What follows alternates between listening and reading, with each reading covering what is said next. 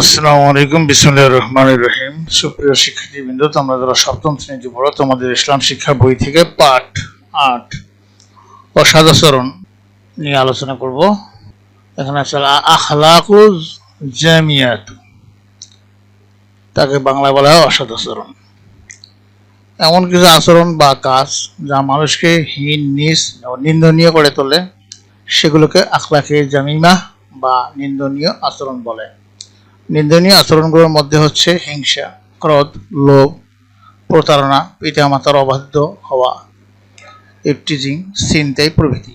এই নিন্দনীয় আচরণগুলো মানুষের ব্যক্তি ও সমাজ জীবনকে কলুষিত করে।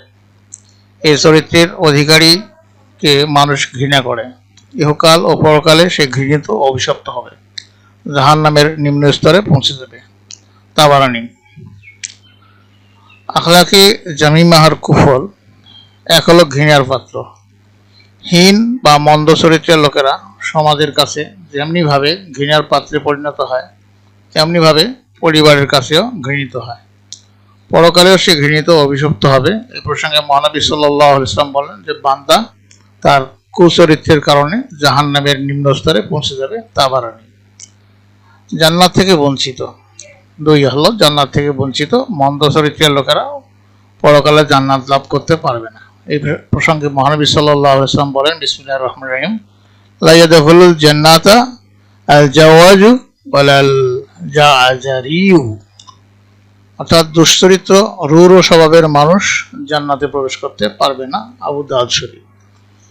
চরিত্র সংশোধন ব্যতীত আত্মার সংশোধন সম্ভব নয় বা সম্ভব হয় না। এজন্য চারিত্রিক দুর্বলতার সব দিকগুলোর সংশোধন করা আবশ্যক। প্রিয় শিক্ষার্থীবৃন্দ, তোমাদের দলগত কাজ হলো তোমরা কয়েকটি দলে ভাগ হয়ে অসদাচরণের কুফলগুলোর একটি তালিকা তৈরি করবে।